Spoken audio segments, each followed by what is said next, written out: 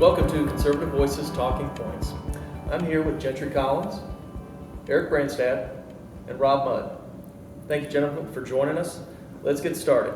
Gentry, you're up first. Let's talk about this Quinnipiac. Am I saying that right? Quinnipiac. Quinnipiac, thank you. Thank you for the help there. The Q poll. Yeah, the poll. The first thing that stood out to me is this is not a conservative poll, right? This is not something that a Republican put together, but Joe Biden, as of about 2 weeks ago, 37% approval rating. A couple of questions. One, we'll kind of go around the horn about the reasons why, but give us sort of an insight to the polling itself. Like, who are they polling? Are they skewed numbers? Maybe start there. Yeah, I think anytime we're dealing with polling these days, you've got to wonder how the poll was done. Right? Traditionally, of course, polling is done by random digit dialing, right, on a telephone. These days, they're now adding cell phones. Of course, many people don't answer their cell phones, so they'll try to add digital respondents. I assume that's how the Q poll was done. As you said, it's not a Republican institution. Quinnipiac, I think, is a university in New Hampshire, if I'm not mistaken. And yet their data is consistent with other data, right? That Biden's approval number has been slipping consistently, more precipitously since he botched the Afghanistan withdrawal and is less than honest with the American people about what was going on. And of course that idea that we're paying 2x for gas and grocery prices are on the way up, and yet his multi-trillion-dollar spending plan, of course, he claims will have no impact on inflation. Yes. And so these things conspire to see that decline become more precipitous. I think, if we've learned one thing in recent years from the polling, it's that even when individual numbers are off, when the preponderance of the polling evidence is that directionally people are moving one way or another, that still has been fairly accurate. And of course, there is clear and abundant evidence about why that slide would happen. Were there any doubt about where his approval ratings were? We actually had a couple of elections this last week. I was at the RNC as a staff person there in 2009, the last time the Republicans won both Virginia and New Jersey. Of course, we came close to New Jersey this time. These are elections that should have been going the other way by 10 or 12 or 15 points. Of course, we win the governorship in Virginia, and I know we'll talk more about that today, nearly win the governorship in New Jersey, and saw a whole fleet of down ballot races in other states, including here at home in Iowa, that are consistent with the president whose approval rating is somewhere in the 30s, right? Who are these people, I think was the other part of your question. Who are... The people responding, right? Yeah. We've all probably gotten those calls, those texts. Now you mentioned the digital format. The folks that are responding, there's always this question of, well, maybe it's just swayed one way or the other, right? Leading into the 2016 election, for example, there was no way Donald Trump was going to win the presidency. Well, leading into the New Jersey election, right? In fact, I think we just saw one of the country's major pollsters issue in an op-ed, I think just this morning, in one of the East Coast papers, an apology to the voters of New Jersey that the numbers were so far off. I think he had the Democrat winning by 14 points, who ended up, with all of the votes have been counted, at about 1 point. Right? So 13 points, or 3 times what the margin of error should have been, and issued a public apology for that. So polling may not be the most accurate, right? Yeah, Is that what we're saying? Yeah. One more thought on that. There are a couple of kinds of polling to think about. And it may help people kind of parse, do I think this is reliable or not reliable? One kind of polling is public opinion polling. And in my experience over the years, having been in this business for 25 years, public opinion polling still seems a little more reliable to me. And the reason for that is because it's easier to get a sample of everyone in the country, okay? Where we go off the rails a little bit is with trying to predict who is going to turn out for an election. How many Republicans are going to turn out? How many Democrats are going to turn out? How many swing voters are there? What do they really look like? And of course, in a period where the country is agitated and maybe even realigning politically, one of the things that knocks horse race polling off is that it's not a public opinion poll. They're not trying to see what everybody thinks. They're trying to guess what turnout will look like, generally based on historic turnout. And yet historic turnout isn't a good model right now because we're in very angry, agitated, realigning times. And so even if you give Quinnipiac benefit of the doubt, and I have not looked at it, I don't know if they have earned the benefit of the doubt, but even if you give them the benefit of the doubt and you say that they used historical turnout patterns, right, and therefore their results were off when they looked at the horse race in New Jersey, well, you know, if turnout changes, then of course that whole model goes out the door. Whereas if you go back to public opinion polling, which is where you get those Biden approve and disapprove numbers, right? That's everybody, not just registered, not just likely voters. Those tend to be a little more accurate because we don't have to guess who's going to turn out and then try to survey those people. Good answer. Eric, I'll start with you. Continue with this Q poll. Let me give a couple of numbers here. Just want to get your opinion. You as well, Rob. According to this poll, the response, Biden specifically, response to the coronavirus, 48% approve while 50% disapprove. The economy, 39% approve, 55% disapprove. Taxes, 37% approve, 54% disapprove. Foreign policy, 34% approve, 58% disapprove. Immigration issues, which goes right along with the border, 25 and 23 respectively approve, 67% on both of those disapprove. So we're seeing a lot of bad numbers. We'll get to the elections that just took place this week here in just a second, but are there any of these that really stand out? Like his best polling is on coronavirus and it's still below 50%. That's why he likes to talk about the coronavirus every day. And that's really the only thing that he does talk about. Every speech he's given this week has been about vaccines or coronavirus. That's where they're putting him. But the American people are smart right now. And they see exactly what's really going on, is they see an economy tanking, not recovering like it, certainly with the speed that it should have been. You have him continually blaming Trump for everything. And it's just this snowball of everything that he's done really since the botched Afghanistan withdrawal. Inflation affecting every single one of us. I really felt it at the pump today. $3.29 at Costco. In Iowa. In Iowa, the most I have paid for well over 10 years. And my wife drives a Suburban. I mean, this is actually really hitting, this is hundreds of dollars a week. We've got 4 kids. This is hundreds of dollars a week. That's what it's doing to us. What is it doing to the rest of the country? I think everybody is tired of listening to the Biden administration tell us what we want to hear, but reality is complete opposite. Reality is saying our home heating costs are huge and it's getting really cold. And the snowball is getting to the point where the Des Moines Register Seltzer poll had him at 31% approval, had Biden 31% approval, 62% disapproval. This is the most recent Iowa poll. That's a 2-to-1 against. I've never seen polls this bad for any president that I can remember. Especially this early. Especially this early.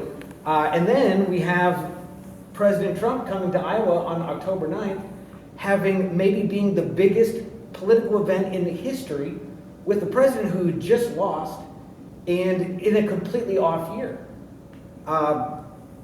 All of that is, and the results from Tuesday are telling us and showing us something important.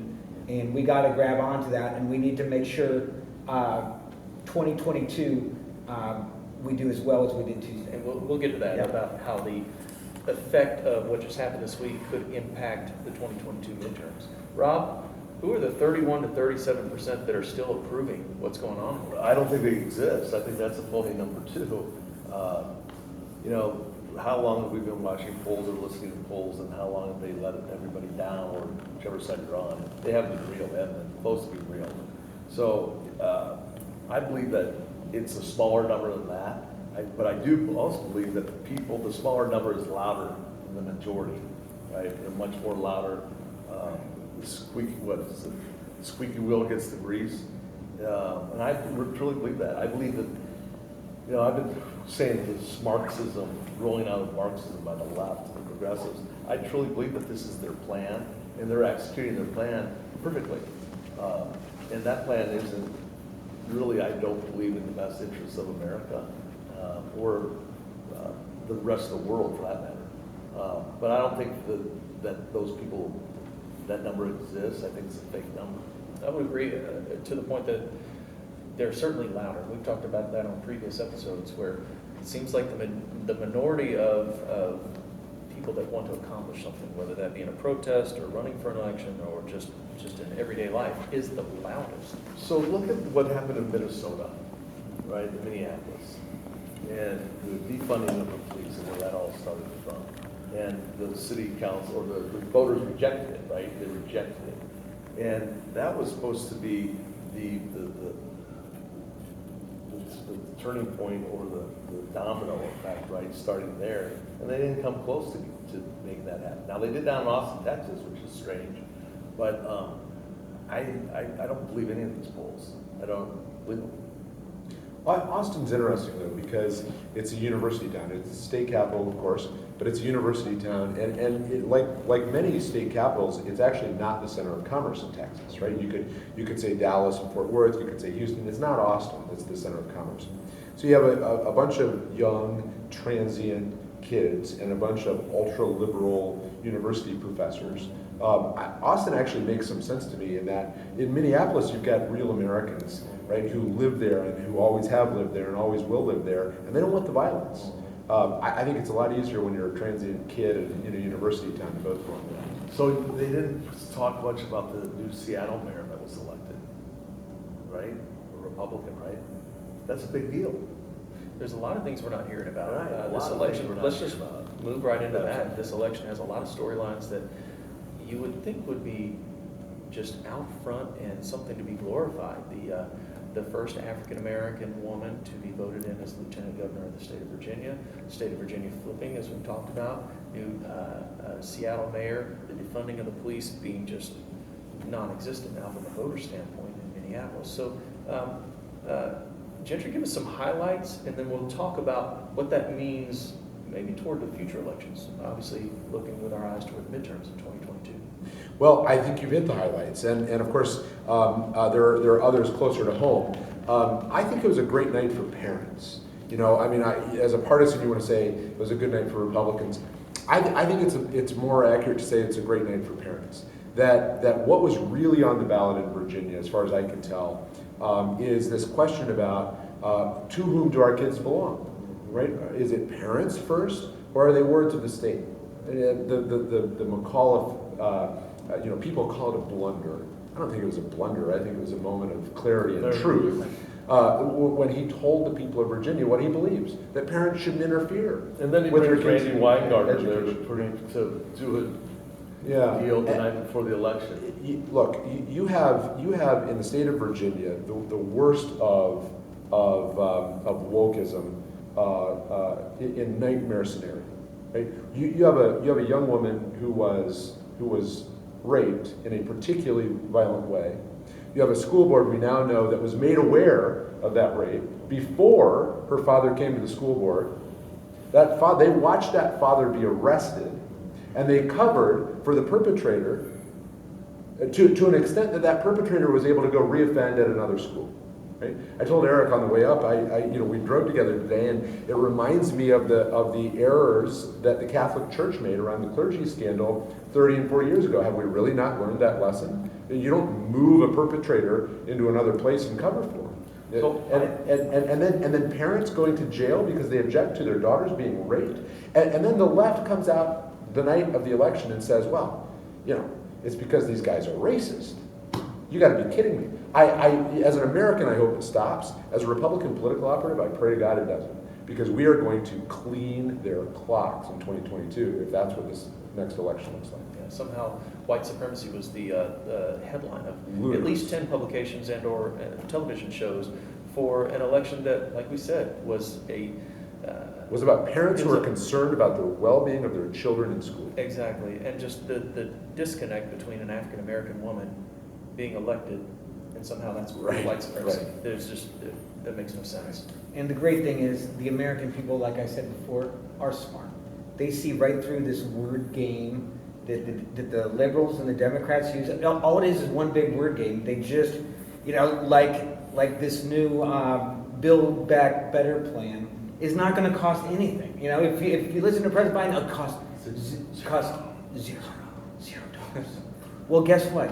It's now, Lindsey Graham was saying this morning, when they are doing the numbers, now that the numbers are starting to come out and they're starting to calculate, 4 trillion. And all these little carve-outs for all of these, it's absolutely the worst legislation. I think it's going to fail. I think, fortunately, Senator Manchin, who sees this and sees through this and sees through these word games and is out there being honest with people, I think that's going to make So sense. that's the question I've got, and I'll open it up to the group. This seems to, in the Senate, hinge upon Manchin largely, but also Sinema. Do we see them folding? I don't. I don't know either one of them. I have studied Manchin more because he's been there longer. The reality is that I think he's probably digging his heels in harder. And by the way, as well he should. You know, last night there was a group of radical. I'm reluctant to Activists, call them protesters. activists. They were criminals. Yeah. That tried to block his exit from the parking garage, right? I mean, reminiscent of Maxine Waters saying, if you find, Trump appointees in a restaurant, shout them down, right? I mean, this is garbage that they've engaged in. By the way, if we're going to investigate parents as a domestic terror threat, we ought to investigate Maxine Waters as a domestic terror threat. I mean, fair is fair, right? I mean, who's doing Well, this? fair isn't fair, right? That's the problem. Fair Well, is not fair. Amen. So my point about all of that is, Manchin appears to believe something, number one, and so on the substance, he would say he can't back down if he believes something. Number two, you can't ever let a bully be successful, right? The appropriate response when someone treats you the way he was treated is to say, look, even if I was considering giving you something, I've done now. You cannot reward that kind of behavior. Additionally, I would say that he appears to me, and I hate to give a Democrat any credit at all, but he appears to me to be representing his constituents. Right. And I think credit where credit is due, that if that in fact is what his interest is, then he will remain in opposition to this. And that makes complete sense. The senator from West Virginia, Right. coal country, right? Right. Should be in support of, if he's representing his constituents of West Virginia, be in support of eliminating fossil fuels. I mean, that's a significant portion of their economy. Yeah. So hopefully he's got some backbone. So far he appears to. Eric, we're a year away from midterms. It's a little difficult to ask for predictions because anything can happen in 12 months, but we've kind of touched on it. Let's elaborate. How will this impact midterms, and what do you see, if I had to give you a crystal ball, this playing effect, and does this continue? Does this, I don't think there's any middle ground between parents that want to be able to provide and at least control what their children can and can't see versus others that disagree. We haven't yet talked about abortion, but those that agree in life and those that don't, I don't know that there's much gray area or middle ground in some of these topics. So what do you see going forward in the next 12 months? And this is going to be to the rest of you as well.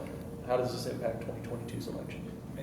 It's going to impact it huge, and I think it's really just getting started. And I think it was proven that it really does. It does work, and it is important, and it's important. I'm a father of 4 girls, and my wife and I mean, trust me, time-wise, I mean, it takes a village to run our family and to get everybody where they need to go, and making sure that they're taught what they're supposed to be, what we would like them to be taught. When they are trying to take this away from parents and giving it to these teachers, it is absolutely wrong, and that's why you saw the passion and the complete turnaround just in a short amount of time. I mean, Youngkin to win Virginia a month ago, we would probably kind of laugh at, even it being serious. Now,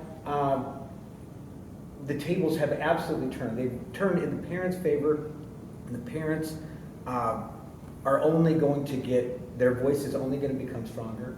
I think they felt, because of the wokeism going on right now, that they need to be silent because they don't want to risk certain things. I'm not one of those parents. I'm very vocal, but a lot of friends, they don't want to rock the boat. They're just watching here what's going on, But knowing that I'm an ally behind the scenes, they're telling me when you need me, I'm there. So I think it's only getting started, and I'm looking forward to making great things happen in 22. Rob, have we seen the playbook for some of these elections as far as what we might see through 2022? You know, blame Trump for everything, right? But the playbook that they're running right now is not good for anyone. The economy is bad, border's bad, inflation's coming up high. What has Biden done that's been positive for this country? In my view, and a lot of people's view, I think nothing. The only people that have made out are the Chinese and Russia. You know, when we were energy independent, barrel of oil was like at $40, $45. The Russians don't make money until the cost of a barrel of oil gets to $85. Guess where it is today? $85. So everything that, and I shouldn't use the word everything, the major components of what he has done so far have not been beneficial to anyone that I can think of. No one's told me that they're doing better, because I can't imagine, how can they be? Let me tell this story too, real quick. Last Friday, my cholesterol medication I got the text from Walgreens that my medication's ready to be picked up. I also had some to pick up for my daughter. And I rolled into Walgreens, and I go up through the drive up, and so this is last Friday at about 9:30 in the morning, or right when they opened, and there was a sign on the window that said, due to staffing, we will be closed today. I was like, well, I'm out of medicine, so I'll get it tomorrow, I'll take it tomorrow, no big deal. Double up. Yeah, no. Right, I know. Saturday, so Saturday, I go to Walgreens, pull up in the deal, same sign. Then I Googled to make sure they're open on Sunday. Well, okay, now I'll go tomorrow. But I'm actually starting to, should I call my doctor? What's going on? So then, get there on Sunday, right at 10 a.m., right when it opens, same sign. Walgreens, I've gone there for 10 years. They've never been closed. And this is also the Walgreens that you get the flu shots at, not happening. That you get the COVID vaccine shots, not happening. That you can now get a free COVID test, not happening. This is really bad. This is me last weekend at my pharmacy that I have gone to for the last 10 years. Needless to say, I've switched to Hy-Vee pharmacy. And, sorry, Walgreens, but I got to take care of my family, and this is a real problem. Let's go back to the playbook, Gentry. For Republicans, what Youngkin did, is this the playbook? Just let the Democrats speak, let the sort of the hard left come out and let it settle itself, or is there more to it? Well, I think that's part of what he did. I think the other thing that Youngkin accomplished is that he remembered the old rule in politics that all politics is local. That the Democrats tried to nationalize a gubernatorial race. Youngkin made it very much about state issues, even local and school board issues, about kitchen table issues that were really on the minds of parents, that were in the news locally, that were not divorced from national politics, to be sure, but he focused on how he was going to deal with the local expression of those things, which is appropriate for a governor. And so I think that's the other side of it. I think the Democrats are our biggest allies here. I think that running their mouths and saying that there's no excuse for this other than racism, and this is that the pathway for them, as prominent members of the left have said, is to double down on their agenda and do it faster. Look, I think that's all good for us. And I think that's, by the way, it's very much like what we saw in 2009 leading into 2010, the last time we had a first midterm for an incumbent Democrat president. And by the way, the last time that we defeated Nancy Pelosi, I think we'll defeat in 22. The pattern very much is repeating itself. You're listening. Yeah.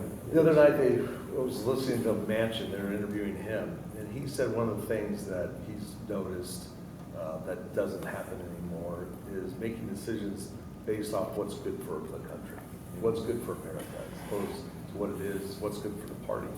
You know, if you put that question in front of us today and say, let's do what's good for the country, you would not do what Biden has done, right? It's that simple. That's right. I mean, you just wouldn't have done it. Starting with energy. And right? of course, yeah, absolutely. You know, again, you get back to the energy or dependence, asking OPEC to pump more oil, then blaming them for the fact that gas prices have gone up. When he inherited an energy independent America. Yeah. So the absurdity of the arguments are getting more compounded. And I think we'll just hear more absurdity because there isn't anything left for them, right? Everything's racist. You listen to CNBC, that gal Joy Reid, she is just hate-filled. And so their logic is done, and it's emotionally driven, and they try to build fear. We're the boogeyman, which isn't the truth, but they will make this out to be that. So I think that's right, and I think there's an element of that, Rob, that strikes me. You know, there was an assessment by a pundit after the 2016 Trump victory. In the moment when that was still a shock, I think even to the president in some meaningful ways. And the assessment he offered was very short, but the more I've thought about it, the more I think there is to it. What he said is, you know, the coastal elite, the media elites, and so forth took Trump literally but not seriously, and the rest of the country took Trump seriously but not literally, right? And therefore they give him some space to say, I know what he means, even if it's off a little bit. And one of the things that struck me the other night watching these election returns and watching the hyperventilation on MSNBC, which I watch for the sport of it, I sort of enjoyed watching them lose.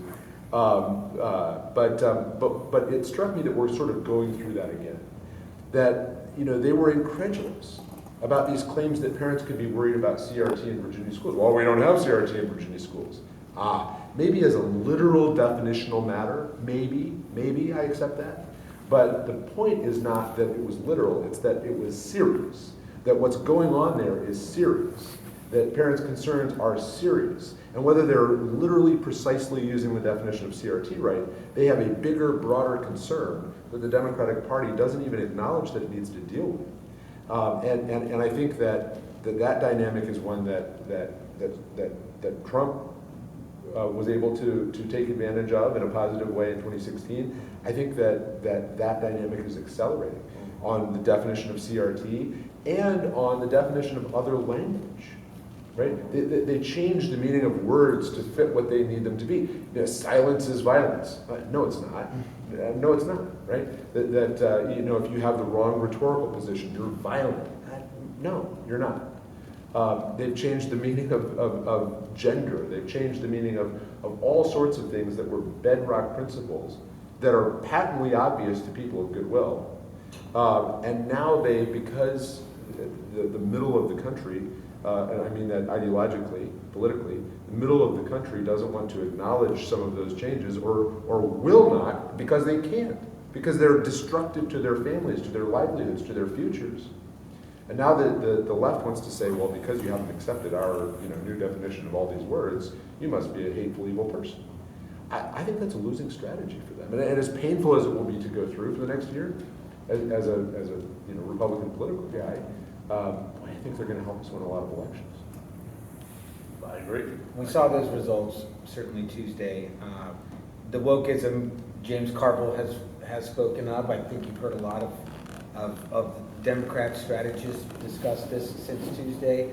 This wokeism, I'm so good and I'm so much better than everybody else, type mentality really is going to turn people off. And we saw it Tuesday. It's only going to grow. I think you're absolutely right. Eric, you mentioned just a few minutes ago that the one thing that Biden talks about all the time at the podium when he's being asked questions is what we talked about, COVID. The other thing I'm hearing a lot about, he was just at the conference, is climate change. It's been described or being described, and maybe we don't debate whether it's real or not, because that is a debate. Let's let that hash itself out. But from the standpoint that Democrats are claiming that it is the prominent existential problem or something that needs to be solved for our generation. They're making that a big, big platform, and as we can tell, as part of this this spending bill that is partially the new Green New Deal, that is a big part of what they want to spend money on. I guess the question is this: is that going to deter voters going into the midterms? Is that going to be a part of the ballot, part of the decision? And then secondly, I'll probably ask this to Ron once you're finished, what's the Republican response to it? Well, first of all, if China is not at the table, we are all wasting our time. If China and Russia are not at the table, which they were not, we are completely wasting our time. How is Their China a economies, developing country? their growing economies, what they're putting into the atmosphere is far worse, and far.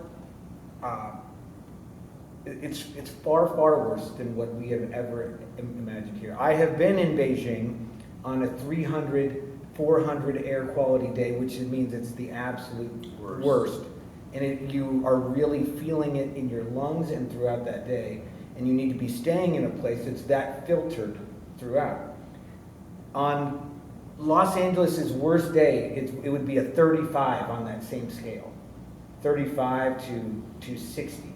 So there's no comparison, and until these world leaders they talk such a good game, but they're all flying in their jets with their 85 car motorcades and all of this stuff. I don't take it seriously, and I hope America doesn't take it seriously, because they're trying to show this big game and talk this big game, but they're not living it. And then until they live it, I'm not going to take them serious, and I could care less what they do. It's all talk. We talked about this with Nancy Pelosi not wearing a mask. This is months ago, but the rules for thee and not for me is very, very bad optics with the carbon footprint. Well, and you remember the climate czar, John Kerry, arriving to a private Obama party, maskless private Obama party on Martha's Vineyard or thereabouts on his private jet.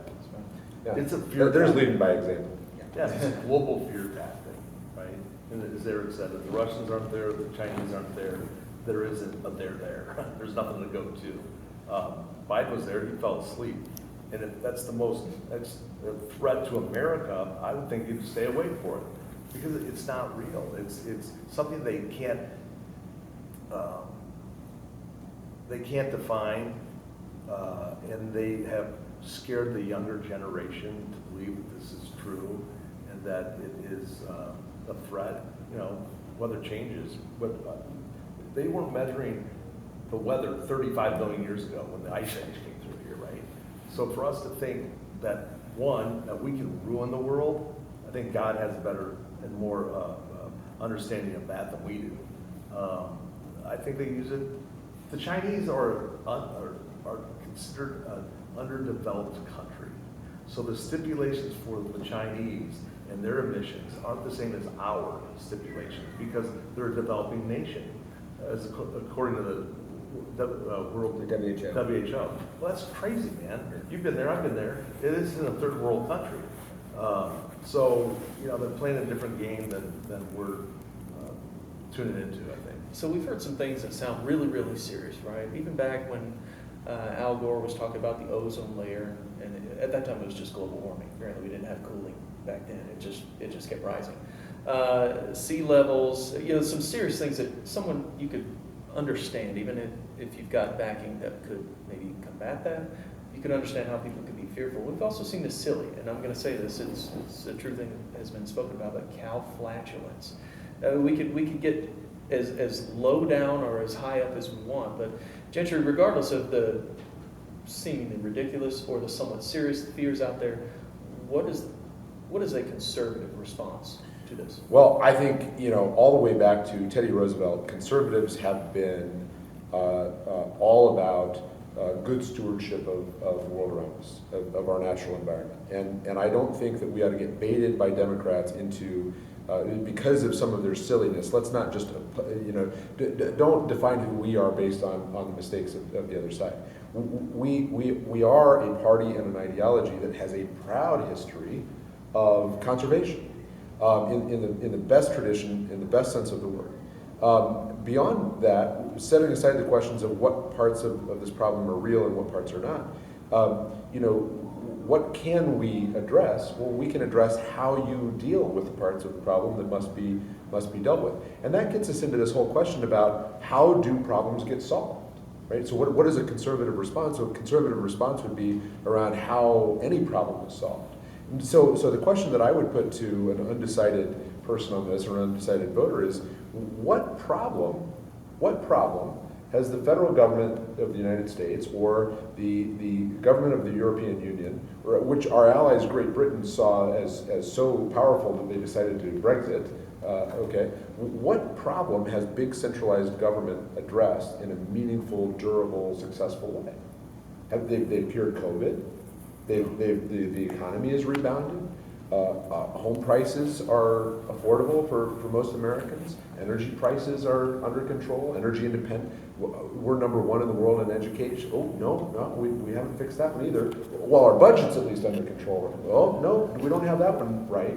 We have a tax structure that's competitive with communist. No, their tax structure more competitive now than ours. So tell me what it is that the federal government has done that would give you any confidence that they could solve this problem, even if you thought it was the one they ought to be attacking. So if it's one that we ought to be attacking, the only proven solutions to any big systemic problems have come from American free enterprise, from innovation down at the marketplace where we live, where we work, and not up in some ivory tower. So I think that we ought to acknowledge, how should a conservative respond to this? We ought to acknowledge our history of commitment to conservation and the positive difference it's made for 100 years in America and around the globe. And to the extent that there are issues that need to be dealt with, we ought to deal with them the way the problems actually get solved. American innovation, American entrepreneurship, and American free enterprise. Those are the only solutions to big problems around the world today. And the idea that Joe Biden is going to get on any stage with any other world leader and come up with a constructive solution is not something that anybody believes. So all the problems we have now today, we didn't have when Trump was here. So they were created then by this new administration, right? And so I think they're playing out, yes, the playbook. This is their playbook. Their playbook is to do these things. Their playbook is to have illegals come over the border. They don't want to stop them. They want them to come in. They want to pay them $450 grand a piece. Is that amazing? But by the way, do you know what the payout is for a soldier who gives his life? $400,000. Yeah, it's nuts. It's beyond nuts. It's why do we have to try to square this in our mind? What's going on? You can't, and you're not supposed to. I do not believe, because this is what they want to have happen. That's why they have to call you names, because they can't win the argument. No, they can't. And they don't want to point the argument out. They don't want to fix the problem because they're not addressing the problem. They created the problem. So if they're creating the problems, they are problems. That's what they want to do. And so we think, gee, who would want this to happen? These folks. Because they don't like America. They don't love America. They do not. They say they do, but they don't. Because of the policies that they're putting in place, and I think we just have to accept the fact that this is real. What's real is that the Dems, the progressives, want to change America to fit their idea of what that looks like. And it doesn't look like what I've seen, what I want America to look like. I don't want my kids, my nieces and nephews, to believe that white people are racist just as soon as they're born.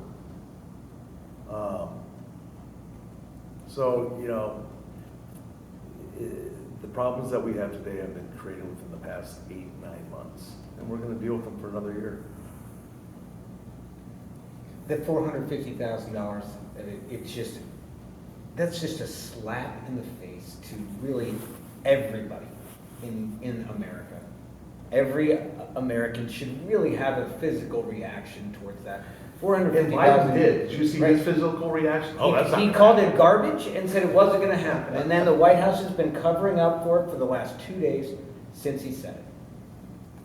Like I said, American people are seeing right through this stuff, and if they don't, I'm gonna try to help them see it. Amen. Again, I agree. wonder the 37%, are they okay with that? Is it- Well, you know, I actually, and I'm not to take us backwards in the conversation, but there's something about that that does make sense to me. And Rob, I acknowledge what you said. A lot of this stuff has been garbage. It's, you know, it's so bad, it feels like it's been made up. But there's something about that 30% approval number that does make sense, which is that, you know, I think there's a lot of good evidence that even dyed-in-the-wool partisans aren't real happy with their own party, but they fear or hate the other party more, right? And where we're living, just from a registration perspective around the country, in rough terms, is that we're about a third Democrat, about a third Republican, and about a third something else, whether that's independent or third party of some form. And so what you're seeing is roughly, with a 30 to 35% approval rating, is that committed Democratic partisans, whether they really mean it or not, right, will say, well, sure, I approve, because he's their guy, they have their team jersey on. Everybody else, every Republican, every non-Republican who's in a Democrat is in that disapprove category. And to me, you know, I don't know that I would wager that it's precisely correct down to the number, but in terms of the trend line, those approval numbers do make sense. Yeah, that makes sense, because some people are just not gonna change their mind no matter what, right? Right, So right.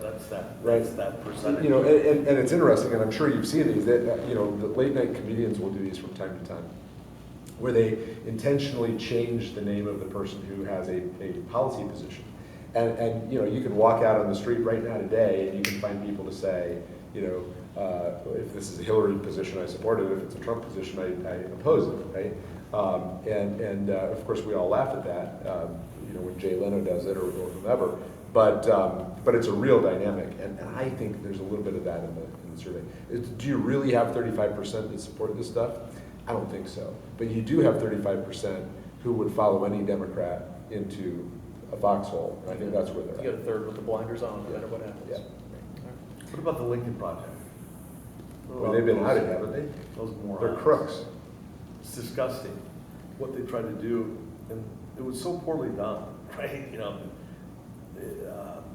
and they say that they're old Republic, or whatever they say, they're Republicans that You're have. talking about the individuals that have been around. It started with never Trump Republicans.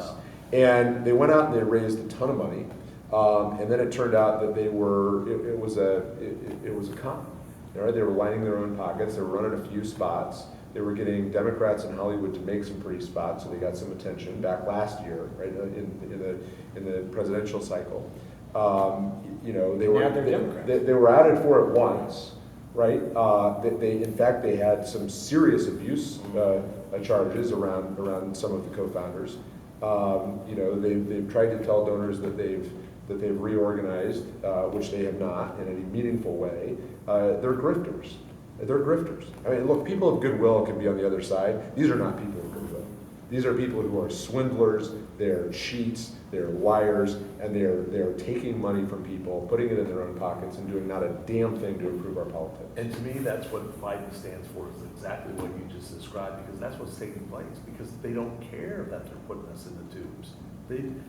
For the man to say it's OPEC's fault that gas prices are so high is ridiculous. When on day one or day two, he signed the executive order So shutting down a lot of what made us energy independent. it's nuts. You know- Especially having worked for the Trump administration like I did, and seeing finally America exporting energy instead of importing energy. It's just a fantastic thing to see, and ports being built in New Orleans, and Houston, and all over, and gone. Overnight gone. You know, there's January 21st, 21, gone. I'll paraphrase a 20th century president who said about the Vietnam War that neither the Soviets nor the North Vietnamese could embarrass America. Only Americans can do that. Well, you know what? Today, the corollary is that America can be energy independent, right? We're only dependent on OPEC if Americans do that. And it's the American president who's done that. Americans would never do that. Americans wouldn't, but this president did. And the guys out of California, so they talk about the supply chain, the backup. You know, the port of Long Beach in LA. Does it surprise you that it's California that it has the problems with the importing of the ships out in the ports? Not Miami. Yeah, not I think Miami. DeSantis said bring it in. Bring them over. So yeah, it all sets up for their plan that they're putting into place. So let me ask you guys this. There's been, I won't call it fodder, but there's been discussions on several talk shows, radio shows, a lot of publications about future options. I think we would all agree it makes sense for America to stay America and to hold fast to its ideals as in the Declaration of Independence and the U.S. Constitution.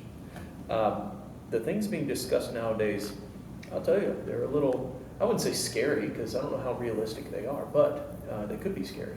Talking about a division, which we know there's divide in the country, but I'm talking about a physical division. A divorce of America, I've heard some pundits talk about. Secession is, no matter who's in power, right? The other team, not team, but the other dominant party usually talks about secession because of whatever's going on, whether right or wrong. But these are some serious things that are being discussed by folks today. Wanted to get your take on it. Gentry, we'll start with you. Any realistic opportunity without the, frankly, bloodshed that accompanies these things? No, none. There isn't for a whole variety of reasons, but I don't regard any of those as serious conversations. And frankly, I think they're dangerous. Short and sweet. Let's move to the next topic. Yeah, likewise. Glad you addressed it. Let's talk about something that I don't think that we briefly touched on at the beginning of the show. I don't think that there's a gray area or a middle ground. Texas abortion law has been in the news for a couple of months now. I believe it's this week that the Supreme Court has been hearing arguments for it. Not sure where that's going to lead, where that's going to go, but this is a big can of worms. Let's talk about the potential future of Roe versus Wade. Eric, you want to lead out on that? Yeah, I think, well, I'm very fortunate. I think we're very fortunate to have the new Supreme Court justices that we have. I think that was, I thank President Trump for making the right choices and for doing that. So I have faith in the Supreme Court, and I have faith in these justices. This is I think, as I've read through it, this is Texas has really framed this legally really hard to combat.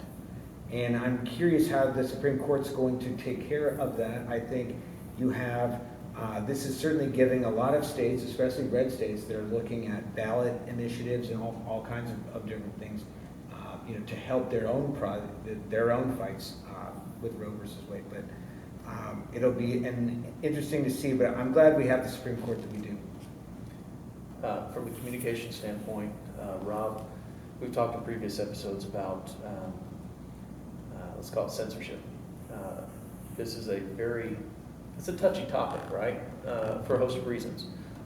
Where do you see tech coming in on the discussion boards, right? Well, I think they'll purge it. I don't think that they'll purge anything that is pro-life when it comes to Roe versus Wade. I think what's really exciting is what Trump's doing with his new platform. Truth Social, I believe, it hasn't launched, it's going to go our first year. But I think that is going to rock the media world, put it on its ear. You look at the ratings that MSNBC has, they're in the tank, they're in the tubes. Fox, for that matter, but I've gone south on those folks too. And I think there's a lot of people that are getting fed up with it. And I think you're going to see Trump's new platform kill it. I think that's the wrong word. Very, very successful. Because there's a need, there's a desire for that type of content that people don't know where to go to get, right? It's not constant.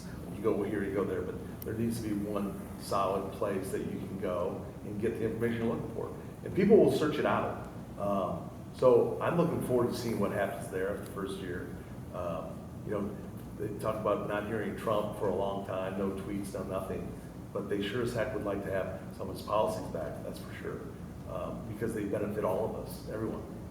Gentry, is there any middle ground between those that believe in a right to life and those that, we'll call them pro-abortion, but the reality is they're using terms like women's rights? Is there a middle ground to be found? I will confess, and some of our viewers may not appreciate this, that for many years I thought that there probably was some middle ground. There were points of conversation to be had that would never have satisfied everybody, but may have reduced the heat on this. I've concluded in recent months or years that was probably an error in judgment on my part. And I'll tell you what really did that for me is not the present cases, but what did that for me was the Democratic opposition to the Born Alive Act. That their claim fundamentally, with which I disagree. I mean, we're Catholic parents of 7, despite some dangerous conditions during those pregnancies. I mean, we our money's where our mouth is on life. But if you make their argument for them for a minute, that there can be threats to the life of a mother, that those threats may even extend into psychological kinds of issues and so forth, as long as that baby is in utero. Okay. Now you've tried to have an abortion, you botched the abortion, that child is born alive. There is a physician in the room, and the Democratic position now is that the physician may not help that child. Or at a minimum, cannot be compelled to help that child. So you have a child that can no longer be a threat, right? You could put up for adoption, you could, any number of ways that child is no longer a threat to the woman, and yet there is unanimity in Democratic opposition to the Born Alive Act. When you cannot render medical aid to the victim of a botched abortion who has been born alive and no longer is a fetus, but now is a baby, then there's no negotiation. None. I agree. That's a tough topic, I think, eloquently put, so I appreciate that. I almost say on a lighter note, it's really not light when you think about it, but where is Vice President Harris? What's she spending her time doing? And I want to start. So I want to start this one. I actually, on the way up today, I was telling Gentry, we were in the car, I'm like, you've got to pull up the video of Vice President Harris doing this, let's call it a play. the NASA kids? The NASA kids that first of all, when you watch the video at first, she's being so out there and wild and extra Animation. animating, extra exaggeration in how she was performing, and she and these kids turned out to be, well, first of all, the story was just weird because she was acting so funny because she was trying to act, and then come to find out the kids are actors too, which I didn't know when I first watched the crazy video, but I mean, after that, it's been hard to take her serious. So I thought she was supposed to be doing something with the southern border, which we haven't talked about in this episode, and guys, we could have talked about it for the last 3, 4. I think this is one I'll be a little contrary on. She is doing a bang-up job at the southern border. She is doing exactly what she was hired to do, which is to let 250,000 illegals into this country every year, to disperse them throughout the rest of the country, and the faster you can get them to purple states, the better. And by the way, if you can give them $450,000 apiece, That'll you bring made more. Democratic voters for life. Yeah. So she is doing exactly what Joe Biden hired her to do. Agreed. What she is not doing is serving the interests of the American people. Yep. And there is a big dividing line between the two. It's why we're going to take the House back in 22, and it's why this guy is going to be a one-term president. Well put. Amen. Ditto. All right. Let's move on to something that not a lot of people are talking about, but it may very well be when you look back at the term, 4-year presidency of Joe Biden, we talk about Afghanistan. It's off the radar now, but there are still right now people that are stuck there, that are in fear for their lives. I know that there are some radio and television hosts that still bring it up without bringing up names, and to their credit, but to most of the American public, I think it's on the back burner, and it should not be. Well, can I say, I think, I take your point, and I agree that it should not be. That our exit from Afghanistan was an unmitigated disaster. Even if you believe it was time to leave, the way that we withdrew was an unmitigated disaster, and not just because of the people that are left now, but because of what it does to American credibility the next time we've got to go Safety, someplace American that is hard to gain human intelligence. But I think where maybe where I disagree a little bit, David, with the premise of the question is, it maybe not, it narrowly speaking, yes, it's on the back burner. That Afghanistan maybe is not the forefront of these conversations, and I think that trend will continue.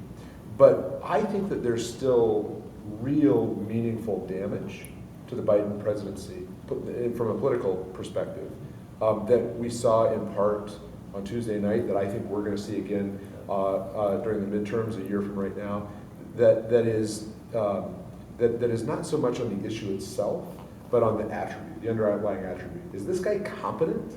Is this guy capable? And I think the American people looked at that and sort of collectively gasped. And I don't think that's gone away. I think that the attribute damage to the Biden presidency will far outlive the focus narrowly on the details on the ground in Afghanistan. To that point, and I wish I had jotted it down, but there's a poll that came out on Monday night, as we're feverishly leading up to the elections on Tuesday of this week, that said percentage of Americans that believe America is on the wrong path, 72%. I know we've already talked about the Q poll and a couple of others, but to your point, wrong path would include the exit strategy or lack of strategy, and the host of other things that we've talked about. And in terms of just generally orders of magnitude, that 72% wrong track is roughly consistent with the other numbers we've talked about. That maybe there's something like a quarter, a third of the country that thinks that things are going well. Do they really think they're going well, or are they giving a partisan response? I bet you find, if you dug into it, that it's merely a partisan response. Well, gentlemen, I think we've come to a close for this episode. As we do with each episode, I can offer them their closing remarks. So, Rob, we'll start with you. Looking forward to repeating on Tuesday come the first of the, not a year from now, right? We've got 1 year countdown. So I'll see you guys next time. I'm going to work tirelessly to build upon the successes that we saw Tuesday, and that is to share and show the travesty that is a Biden administration. There are many, many failings, many of which we've talked about today. I hope that Senator Manchin stays strong, and I think he will, that we're going to stop this crazy spending and Build Back Better plan. And that's all I can do is work, and that's what I plan to do.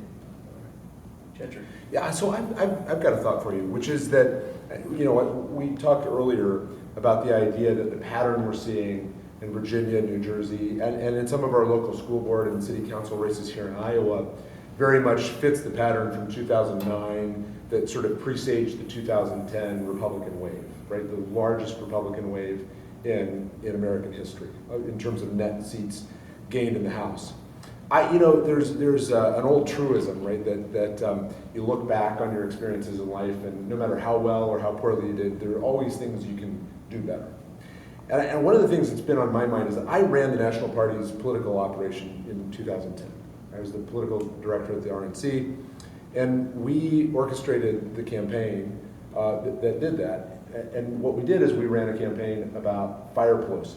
Right? That was our tagline, Fire Pelosi. She's failing the country, she and Obama are failing the country. And by the way, I think we could win a lot of seats by running the Fire Pelosi campaign. Again, she's earned it. And so I'm for running the Fire Pelosi campaign. But if I could have a parting thought, I would say, we missed something in 2010. We missed something. It's not enough to say that they are running the country into the ground. We need to say they're running the country into the ground because they are, and people need to know it. But what we missed in 2010, and I think it's part of the reason that the majority that came out of 2010 was so unsatisfactory, is that we didn't go tell the country that conservative ideas and conservative principles, it is not enough to oppose them, in other words, that our ideas can get the country to a better place. They can get you and your family, your neighborhood to a better place. They can open the possibility of another American century that has lifted so many people up, the poorest first. And we missed that in 2010. I think the pattern is there again. I think the Democrats are misreading the tea leaves. I think they're going to give us a big, giant gift. I think we could win a lot of elections just by not being Nancy Pelosi and Joe Biden. But I think we've got a great opportunity as conservatives and as Republicans to stand up and say, yeah, they deserve to be fired, but you know what? More than that, we deserve to be hired. Like, we have a set of ideas that can lift this country up, that can put us back on track, that can get us back on an energy independent footing, that can rebuild this economy, that can open up job opportunities for the next generation, that respects parents' rights in education, that take us from 35th in STEM around the world to number 1 again. That Republicans can do that, that conservatives can do that, and maybe only conservatives can do that. Let's not just make them lose, let's go win. You know, I'll add one last thing. Kamala Harris did get it right. Last week she said that Virginia would be the bellwether for what's going to come in 2022. She's right, and we saw it. And that's what's going to happen. And I look forward to it. And she said 24. But yeah. Just throw that in. All right, gentlemen, thank you once again for joining and adding your expertise. Thank you for joining us here at Conservative Voices Talking Points. We'll see you next time.